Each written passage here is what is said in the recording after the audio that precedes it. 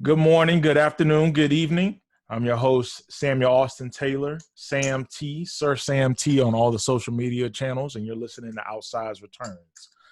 My guest today is somebody I've known, I started thinking about it since 2001, I believe. Since 2001, we went to college together at the mean streets of Texas A&M University. But more importantly, he's on the podcast today to bring you valuable information in regards to the Houston real estate market and real estate in general. And I think his perspective is really unique because he has an engineering foundation. My guest today is Anthony Enih, and he's not just anybody. I just learned that today. How you doing today, man? I'm doing great, man. Cool. Business good? Business is going well. Yes, sir. Yeah.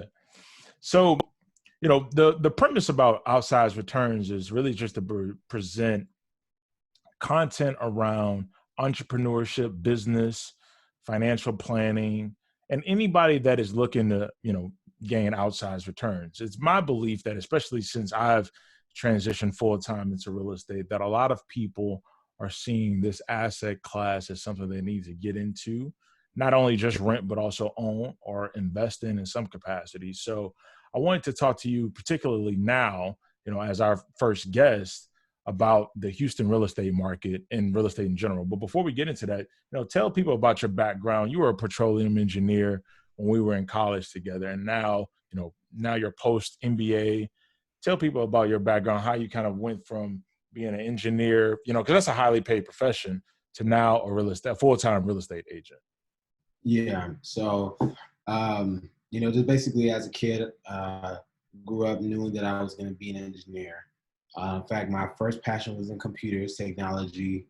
And when I was in high school, they pumped hard, the oil and gas industry.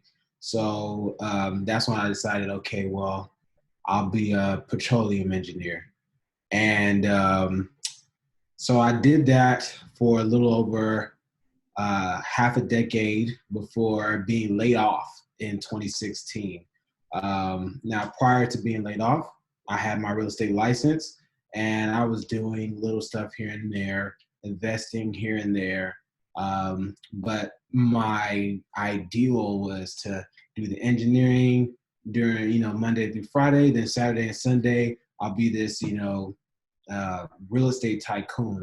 It didn't work out that way. And for obvious reasons. So that's how I got transitioned into real estate full time, because this was my true passion. Were you buying single family homes at this time? And what Yes. market were you in? Yeah. So I bought my first house. It was 2011. Mm-hmm. I bought like a small townhouse, but it was a horrible investment. And I didn't really have anybody to go to, to say like, hey, this is a good thing, this is a bad thing. I just kind of trusted the first face that I was referred to, and it was a wholesaler, and they were a bit unscrupulous, and so misguided me towards a property that had absolutely no equity. That I got a hard money loan on that I couldn't refi out of. Oh man. And so, so it was a horrible, horrible first experience. So for people that don't know, wholesalers, what they do is they try to get under contract properties that need some work. What they're trying to calculate, just for simple terms, let's say a property is not on the market, but it's worth $100,000. But if you put $50,000 worth of rehab into it, it may sell for 300 plus. They're trying to pay for that property for 100,000 and then sell it to somebody else for 120. Keep that difference and let that investor that paid them 120,000 for the contract to, rehab the property. And so you got caught in the middle of that. Yeah, exactly. Yeah, so basically, if we were to go back to that exact same scenario, using $100,000 as the price that they got it under contract at, it would be the equivalent of that I bought it for 120 and it was worth 120. So, Mhm. um, when you have a hard money loan on it, it has higher interest rates. So I was at a 14% interest rate for over a year. And 10% for a hard money loan is probably pretty standard. So 14 is not like people will hear 14, but that's not like, Yeah. out of the ordinary. Yeah. Okay. Yeah, it was a standard rate. It wasn't high, good Hmm. credit, reserves, good job. So I was very low risk. Hmm. What ended up happening was, fortunately for me, I found a tenant. I rented it out for exactly pretty much how much I was getting charged for, and then I sold it after a year after they got their credit and everything established. So Gotcha. Did you make money when you sold it, or you broke even pretty much? um, the money that I would have made was negligible. Yeah, so I can't remember. I don't remember how much money I made. Yeah. You were just happy to get out of the deal. Yeah. Exactly. When you buy a lemon, you just need to get out of it. Exactly. Exactly. Yeah. So now you're an agent, and you went to business school, and now you're a full-time real estate agent. Yeah. What things do people need to be looking for when they buy their first home? Because I'll tell you, I bought my first home in the Bay Area in 2017, and I'll tell you, it was a nightmare experience. I tell people all the time, I probably went to, and I'm working a full-time job at this time. I probably went to 40 open houses on the weekends, but I looked at least 200 properties, and I was traveling a lot, but physically looked at 200 properties and bid on three and got the third one, which I live in right now. But I think that process kind of attributed to me transitioning to real estate full time. But from your perspective, what things do people that are looking for their first home need to know, and what things what are some of the pitfalls that they can kind of avoid that you've seen from the homes that you've shown? So basically, I would say the ultimate biggest pitfall that a majority of people fall into is the belief that they could negotiate the best deal for themselves.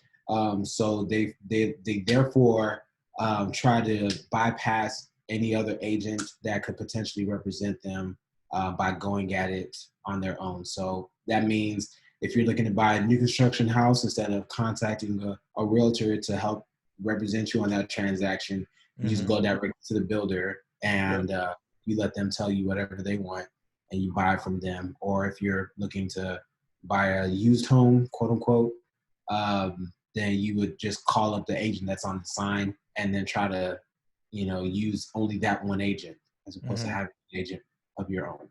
That would represent me in that transaction. Exactly. Yeah. I think, I mean, do you think that it's because they know that you guys get a commission? I feel like, I've been in sales my entire career. And, when I was doing some entrepreneurial things growing up, it was is sales. So I'm very accustomed to paying for things and paying for service. I get taken aback when things are free, or, people want to do things for me without any money. I'm like, okay, what's the catch? Like, like if you just put Yeah. a price tag on it, like that would be more honest to me. But I Exactly. understand that, people are different. Like, why do you think people that are shopping for homes kind of experience something like Well, a lot of the time it just comes from just bad advice. You have to fight it like this, right? If you're going out there to look for anything, and then you have all of a sudden a new person that you're introducing into that process, you probably like, well, I'm probably going to pay more because I now have to, I'm buying this house, so I am paying as the buyer the commission for this house, as well as I got to pay for this other person's commission. So I believe it's the faulty belief that if they get another agent involved, then the owner would have to pay more commission, that? Yeah. and that's not true. Yeah. So it's a price and value kind of deal, essentially. Exactly. Yeah.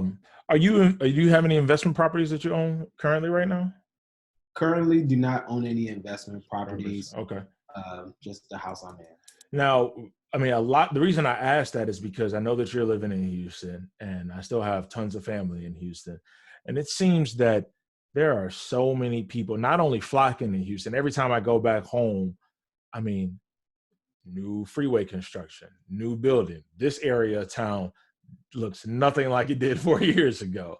And so I think business must be fantastic for somebody like you, where out-of-state investors or people that are not familiar with the city know that jobs are going to Houston, more people are migrating there. That means more people have to have shelter, which is really good for a realtor or anybody that's acclimated to real estate. So from your perspective, like where would be some good markets to invest in, like good places to get, maybe your first rental property, if you had the funds to kind of get a rental property, or you wanted to partner with somebody to get a rental property for an investment.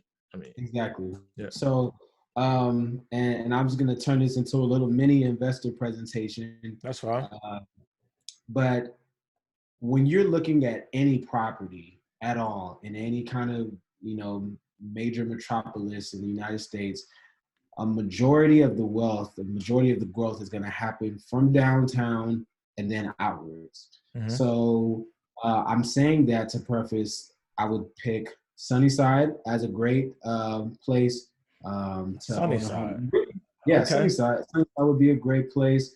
Third Ward is already growing. Okay, yeah, I agree with that. High school of Booker T, so the heights that already got advanced. That market is already matured.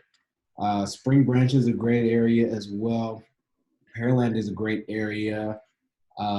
Really, any place, and I'm sure there's going to be people from all over the United States, all over the world that listen to this podcast. Pick a spot right that downtown area, and then just draw a radius about 8 to 10 miles out from that. And every place has a good part of town, right? You have the north side, south side, east side, west side. So for Houston, it just so happens that the south side is a little bit better than the north side. The west side is a little bit better than the east side. And of course, there's little pockets, right? That becomes exception. But just generally speaking, those things are true. So southwest of downtown, that area, that would include the Sunnyside, includes that Braze area. Those would be some great areas to buy an investment property, and in 5-7 years see your return double. Oh wow, double. Mm-hmm. Okay, that's attractive. Yeah. How was COVID-19 affected doing business? Because I'll be honest with you. I think at least in the Bay Area, in Northern California, I think people have always taken it a little bit more seriously than anybody else. I don't want to say anybody else, than other parts of the country. Our governor has been really serious since about March. My fiance's company made her shelter in place around March 15th. And they just announced yesterday that it's stay at home from work for the rest of the year. Wow. So that's it. Yeah. That's another tale to me that, real estate is a great opportunity, for an investment. If you already have apartment buildings that you own or single family homes inside of your portfolio, that's a fantastic, situation that you're in. On the flip side, I want to hear how has COVID-19 affected, listings and showings and really doing business outside of just the attractive market for you? Like, how have you had to kind of navigate, just the changes that have been so abrupt here recently? So, so two things have happened. The first thing is, so for instance, your fiance, her company said, hey, everybody's working at home for the rest of the year. Okay. So if you didn't know anything about real estate, you might be a little bit more apt to say, you know what, we're not going to do anything at all this year because we're not going anywhere. So I've been seeing a lot of people staying at home, right? So let's say, for instance, all the people who had their home on the market in March, but then their contracts expired with their realtors and they were back on the market now, how long does that, not to cut you off, how long does that contract typically say? So if I want to sell a house, I want you to list my house and be my agent. How long does that contract last? Honestly, it's all negotiable. I would Okay. say typical contract anywhere from 3 to 6 months. That's very typical. 3 to 6 months, a very typical range. But a large majority of them also go into 1 year. So three Okay. months, 6 months, 1 year. Those are How long does it typical. take to typically buy a house in Houston these days? So you talking about from the time that you said, "Hey, I want this house," to the Say time that you get say keys? tomorrow, hey, Anthony, I'm not just anybody. I got 300,000. I want to buy a Houston. I want to buy a house in Houston in the sunny side or wherever area you were talking about on that podcast. Okay. So I would say anywhere from about 45 to 60 days. Oh, that's 2 It takes months. Okay. about Yeah. 30 days for your financing and everything to get approved. Sometimes that's a little bit longer. And then I'm giving you about 2 weeks to just look at all the homes in that particular market that you want to look at, that you feel is a good candidate, and then, go to the closing table. Okay. Yeah, that makes sense. I think, and I think, it's funny, markets can shift very fast because my experience buying my first home was night and day from everybody else after I bought my first home. To give you like perspective, within 1 year, I've got, I think my first year, I probably got 12 to 15% equity inside of my house. Wow. And I bid, let's call it 5% over asking. Hmm. So that lets you know how the Bay Area market is. But I think that if you went to the market and tried to buy a house, it wouldn't sell as quickly as the houses that I was looking at, because I would look at a house on Friday and I'm telling you by Monday it was gone. Yeah. That's why I looked at so many. And I don't think the turnover is as fast anymore. And that's not due to COVID-19. I just think just market dynamics have just changed. I don't know if that's just out here or across the country, or what the benefit is. So So I would say right now, I have been in probably the most multiple offer situations I've ever been in my career. mhm. And, how long I how long never, have you been how long have you been in Asia? 3 years now? 4 years? so a little over 4 years full Okay. time. Okay. Mhm. Yep. 8 total. Okay. So the amount of homes on the market, quality homes that people actually, when they walk into it, somebody wants to buy it, is diminishing. Hmm. So the better, quote unquote, quality or value, I would just say value homes, are going really quickly. Hmm. People do want to move. We are right now in the month of May. So this is like, it's the booming season, right? We got people, hey, Out of teachers aren't going to school. Yeah. work. Exactly. Right. Everybody wants to buy that house before the summer is up. This is the Hmm. time. And you don't just wake up one morning and say, I want to sell my house. You wake up, you think about it, and maybe over about 3 to 9 months, you then put your home on the market. So yeah, it's definitely a process. And COVID has interrupted the people who in February were like, you know what, maybe in May, maybe in April, and then this happened, and like, you know what, maybe it's just not a good time.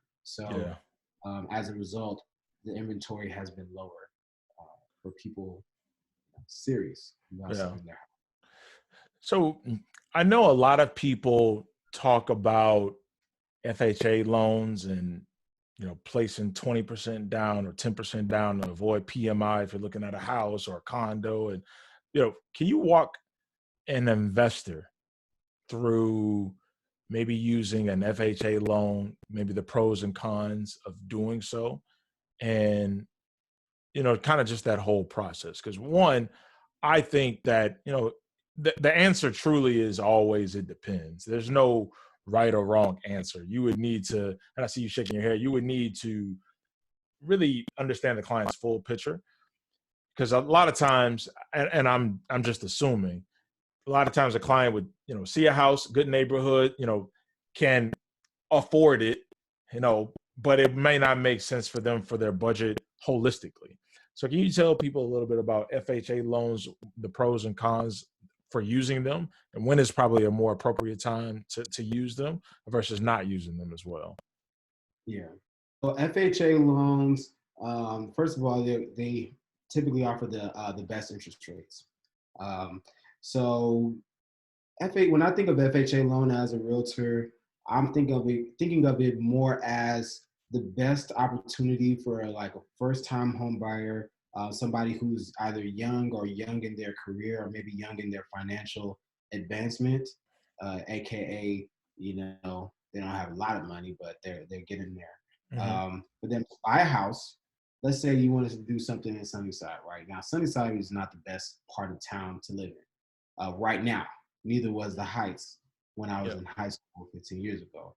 Right. So not to get you off again, but just to elaborate on the difference between the Heights in 2005 and in high school versus now, to kind of illustrate that difference, like to show people like how a market can kind of flip, if you give it time enough. Like what would a $3,000 or 3,000 square foot house in 2005 in the Heights sell for, and what is it selling for currently? Okay. And I'll even do one better. I'll tell you about the house that I almost bought when I first graduated college. So in 2005, $300,000 in the Heights would have gotten you one of the biggest homes you've ever seen in your life. The Heights was the Heights was the hood. This was not a nice part of town where you're telling people, with your chest puffed up. Yeah. And like you mentioned earlier, you start with downtown in whatever metropolitan city you're in, and you draw a radius. The Heights is probably 5 minutes from downtown Houston. Roughly, Okay. just I've been gone a long time, so I don't know what traffic is like anymore. Let's just say 15. Say 15. Okay.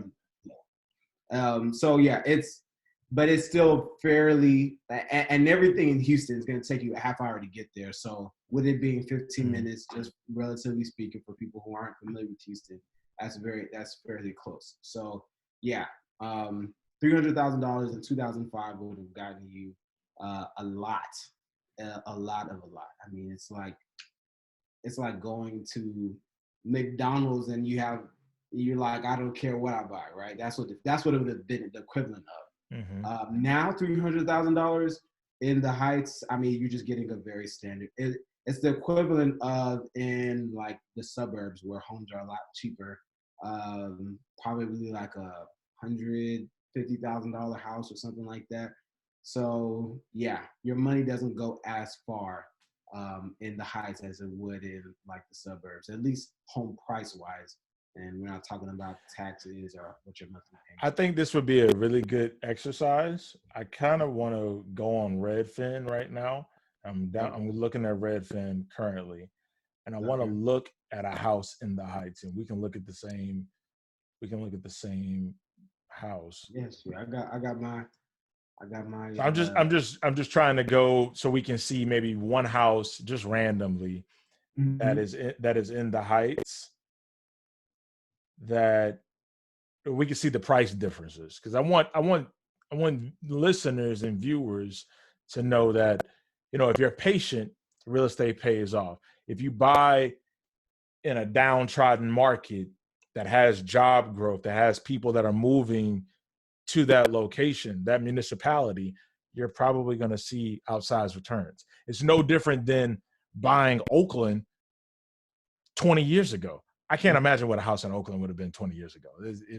It must have been $100,000 for, I don't know, 5,000 square feet. Right now, that would be, and I'm just guessing, that would probably be $1.5 million house.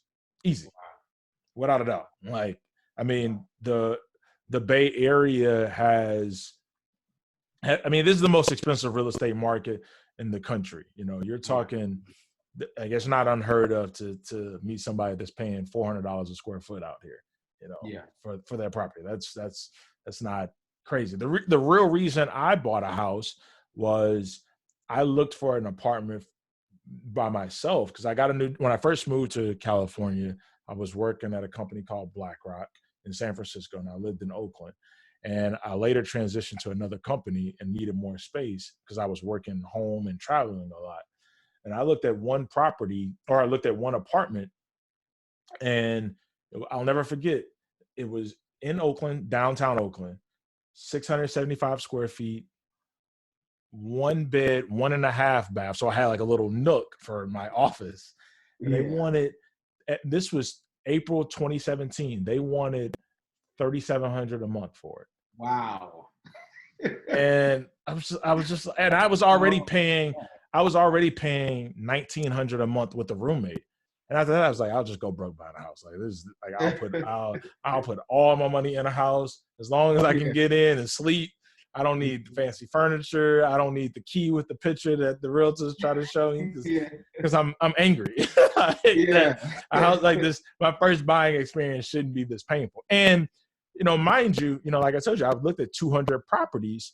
I was trying to buy something that was affordable in my range, but I kept getting pushed out. It was, if I wanted to buy something in Oakland, it was going to be a fixer-upper and all these things. Not to just make this about me, but to correlate it to Houston, it's no different than buying that downtrodden area 20 years ago.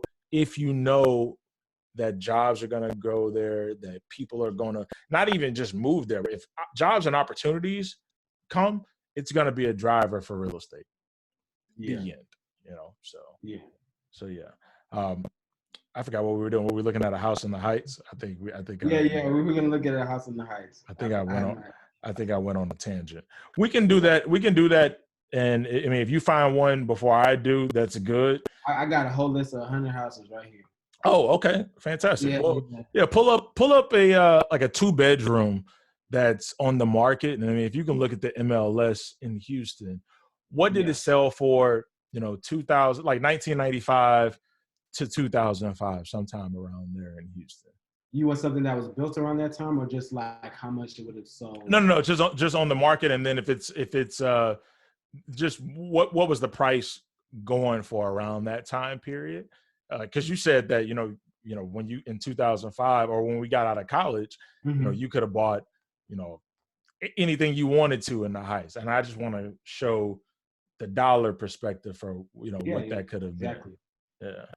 So I'm picking this street. I'm picking this house. It's I picked the street because it looks like my last name. It's Enid Street, ENID instead of ENIH. Okay. And it's listed at $300,000 right now, and it's on the market. It's on the market. It was built in 1930, 5,000 square foot lot, 994 square foot home, which isn't out of the norm in that area. Okay. I am looking up the history to see so we don't have any previous sales on this, but I could go to the tax records and I'll just show you what it looks like over the past couple years. How well do the tax records correlate with the actual sales price? Because like so like zero, but like if a property's taxes, if Harris County, which is the county in Houston, says that this property's taxes owed are around $200,000, what does that property sell for? Or it has no meaning whatsoever? It really, and the short answer is it depends. But the real answer, if I'm talking to somebody that I know and I love, and I'm like, hey, they're asking me, well, I want to, let's say it's a multiple offer situation, and the house is selling for, it's listed for, let's say $250. They look up the tax records, and then they see that the tax records say that the house is appraised at $235. And they're like, wait, you want me to? I'm in a multiple offer situation. This house they're asking $250, and there's already multiple people that submitted an offer on it. Well, that happens very frequently. Now, just because you're in a multiple offer situation and you put a bid on that particular house, that doesn't mean that that's what that house is gonna appraise for on the market. there's two different kinds of appraisals. There's a tax appraisal, and then there's an actual lender appraisal, right? If you're getting a loan, like let's say for instance an FHA. Okay.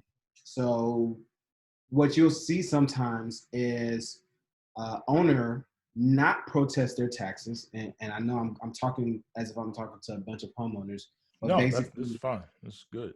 basically, because your taxes will go up every year if you don't do anything, and you're not over the age of 65. Your taxes will definitely go up every single year. Now, if you don't protest your taxes, then the county's just going to get that money regardless. And I'm saying all of this to say I had a situation where somebody offered under the tax appraisal in a multiple offer situation, and the house had not appraised for that much. In fact, it appraised for $15,000 less than what the county had appraised it for. Okay. And the owner was mad because, hey, I should be at least getting this amount. I said, when was the last time you protested your taxes? He said, I never protest my taxes. 20 years ago. See, exactly. That's why you need to keep a professional, in your speed dial every now and then, You have, because it really, and who ultimately loses is that homeowner, because number one, they've been paying way too much for their mortgage for the life of that loan. And I think it was very similar to that. Like maybe 5,000 extra a year for 20 years is $100K. Like I'm just doing very simple math. and I know 5,000 is an extreme, but in essence, it doesn't take too much for somebody to end up spending a lot of money for something that they should not have spent on at all. So yeah. So to go back to the example, we had a $300,000 house. This house is currently appraised at $255. 2 years ago, it was appraised at $245. And I'm looking at everything about this house. There's nothing at all that would have told me that I could not buy this exact house for under $100,000 in 2005 when I was in high school. Wow. Maybe even under 50, to be honest with you. There's nothing special. Under 50? So from 50 from 2005, let's just call it 50,000 to 300,000 present day. Exactly. What's it's on the market right now, right? Yes. Can you give the MLS number so people can find it, like if they wanted to search for it? I'll give them the address right now, 1211 Enid Street. When you think about it, think Enih as well, but MLS number is MLS number is 321-639-49. Okay. Just so people can find it, because I think that's a crazy example. Yeah. It just goes to show that, if you have the knowledge and, also the capital or the network, you can make some things happen if you're patient enough. Because I would have never guessed that either. When I go back home, I see so many townhouses, in the South Side, Sunnyside area, like especially when I'm driving on 610. And these are places where, it just took somebody to have just a little bit of vision or a lot of money and, recognize the opportunity, because they probably missed that opportunity 30 years ago, but they've been doing it for a long time. Yeah. I would have just never guessed that, people would want to migrate to some of these locations. And there's 4-story condominium or 4-story townhouses in some of these areas that are popping up all over the place. And, Houston hasn't turned anybody away to move down there, so it'll probably keep happening. And I forgot to leave this extremely important part out in this, investor part of my presentation. The true value is in the land. That's the reason why. So real estate, just like a lot of things, once you master those fundamentals, the fundamental principles, right? Right now, in this period of time, The Last Dance is the hot documentary that everybody's watching. Jordan mastered the fundamentals. Kobe did as well. When you master those fundamentals, that's when you can see an opportunity like that, as boring as it may look like, as weird as it may look like, and recognize that opportunity for you to get a return on your investment. So what are those real estate fundamentals? Real estate fundamental, which goes back to economy of supply and demand, is basically the principle of scarcity, right? So land, all of these things are changing in the world. Single air, no dual air, single pane windows, no dual. Okay, well, land is the only thing that has not changed. It doesn't matter how much money you have, you can't take a piece of California and drop it here in A-League. You have to respect the fact that there's only a limited amount of land in the Bay Area, limited amount of land in the Heights. So when somebody says, hey, I want to move to the Heights, and another person says, no, I want to move to the Heights, well, there's not enough space for both of y'all to move. So how much are you willing to pay? Well, this house was previously appraised at $100,000. I'm willing to put 120. Well, I'm willing to put 130. And over time, that's how those markets mature. Yeah. So the ultimate fundamental principle in the investing landscape when it comes to single family investments is the land is the most valuable part of all of this. So I feel a debate bubbling right now because I would love it. I'm never back down from the debate because I remember this is probably now 2012. It's probably when I looked at my first two homes and decided that I knew I was gonna move from Texas eventually, and that at that time it could have been within the next 2 weeks or the next 6 months for jobs that I was interviewing for, and those jobs, kind of send you anywhere. I was this close to moving to Buffalo, New York. That was not a place I would have just dreamt of living, right? But it would have been for a job opportunity, and so I wasn't just tied to real estate, as an investment.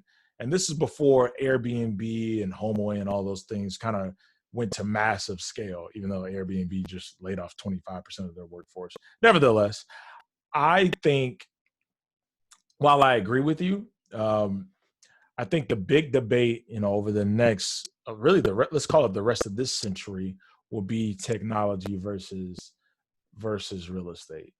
I think a lot of people, I love technology. I'm an angel investor, invest in early stage startups. The reason I love real estate is because I can get in and eventually scale, but use those cash flows to eventually deploy into more early stage startups, but write a bigger check size.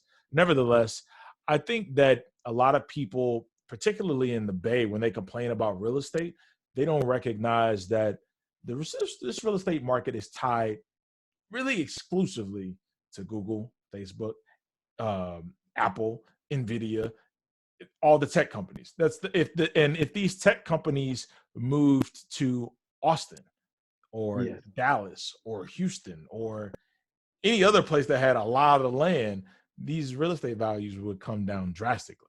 And so I'm not getting in that debate. I just wanted to throw that out there. Here's the thing: when you talk about if an alien came and took all of the tech companies that moved it to Houston, for instance, or let's say something less desirable, like I don't know, San Antonio, would the real estate values there increase drastically? Yes.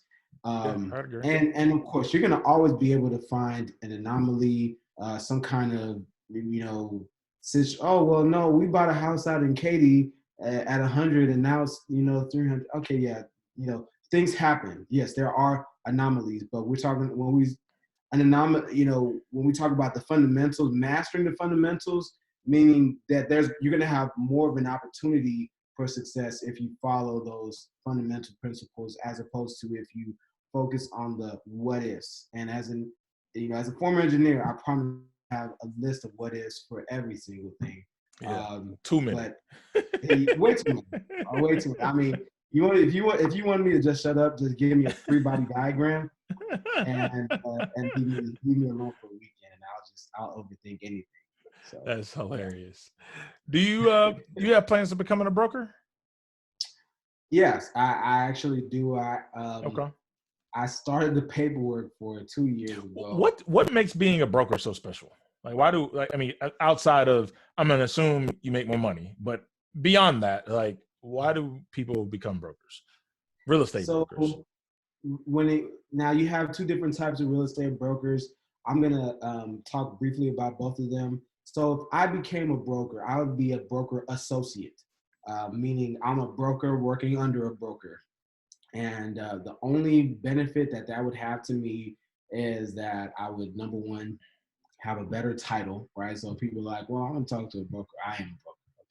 But you wouldn't know that I'm actually a broker under a broker. So I'm not the broker. I'm just a broker. There's a difference. And number two, there is a slight level of information that I could get, and I also have the freedom, right? If I say, hey, you know what, real estate company that I'm under, I want to go over to a different one, or I'm going to just forget all this. I'm going to just go out on my own. I could always do that, and I wouldn't have to look for anybody for sponsorship. But the real, benefits of a broker, most people don't understand. Even people who are real estate agents right now, is that there's not as much. You can do so much right now under a broker, even while being a broker, and it would not affect your standard of living at all. So there are benefits. It's just they're not enough. Typically speaking, even when you talked about pay, yes, you could make more money as a broker if you were working on your own independently. But there's so many people who are brokers who are just under a broker, and they just literally got a title change. That's all they have. Right. Makes sense. So I know we're running up on our hour. Want to ask you, your 3 favorite books. It could be about anything, maybe real estate or, personal growth or fiction. It just depends. What are your 3 favorite books? Like some recommendations that you have. So the first book is Relentless by Tim Grover. Sure. That's one of my favorite. I listen to it at least once a week. And Tim Grover is the personal trainer for Michael Jordan, Kobe, Dwayne Wade, and he just talks about how a winner thinks. Right? He was actually with Michael Jordan, actually with Kobe and Dwayne throughout their entire, throughout their careers, and so He's certified. he Yeah. had, huh? I said he's certified. Exactly. Yeah. So Yeah. that is just an amazing book to learn about how to be the kind of person that succeeds. The second book would be Can't Hurt Me by David Goggins. And David Goggins is an ex-Navy SEAL. He talks about how he went through the basically like the selection process of becoming a Navy SEAL 3 times before he actually made it. Navy, that training is like one of the hardest things to get through in the world. And he did that 3 times. He also ran on broken legs. I mean, it's just an incredible story about what the human spirit can do. I've heard the audio book is fantastic, because if you follow him on Instagram, he's a little nutty. Like, I mean, not nutty, like he's definitely motivational, but like he's like a 6'5" or 6'4" Ray Lewis, Yeah. So he's I think he's 6'2", but that makes absolutely no difference to anything. But he is off. He is off, but he's off because he has a standard of things that he wants in life, and he knows that he's unlocked the secret key, and that is struggle, right? You have to go through pain to get the things that you truly want, to actually truly advance yourself. You have to go through pain. Mm-hmm. And then my last book would be, they're all, I guess I'm just not a fiction person. Last book is The 10X Rule by Grant Cardone. And I'm sure you're familiar with it, but for the listeners who haven't heard about it, it's just basically about how you need to exert 10 times more energy into whatever your goal is to actually achieve it. Yeah, I own a 10x rule. Relentless, can't hurt me, 10x rule. Got it. Those are probably three very, very highly recommended. Like I'm just assuming New York Times bestseller, checkbox, Yeah, 100,000, maybe a million copies sold, all of those things, So yeah, definitely check those things, check those books out. Where can people find you, man? Like Twitter, Instagram, Facebook, website. yeah. So on Instagram, I'm Anthony Enih. Facebook, I'm Anthony Enih. On Twitter, I'm We Invest a Lot. It's a play on my favorite Biggie line. We Which invest is a lot. We Invest a Lot. Yeah. We invest a lot. Okay. And Eni is Enih, for Yeah. anybody. Yeah. ENIH. Yeah. Yeah. Gotcha. Well, thank you for your time, man. I think a lot of people will take value from some of the things that you've mentioned, not only the book recommendations, but FHA loans, like, just a number of things that you mentioned here. Hopefully this episode helps you all out. Also helps Anthony in business as well, too, because between the both of y'all can both achieve outsized returns. All right. Take care, everyone.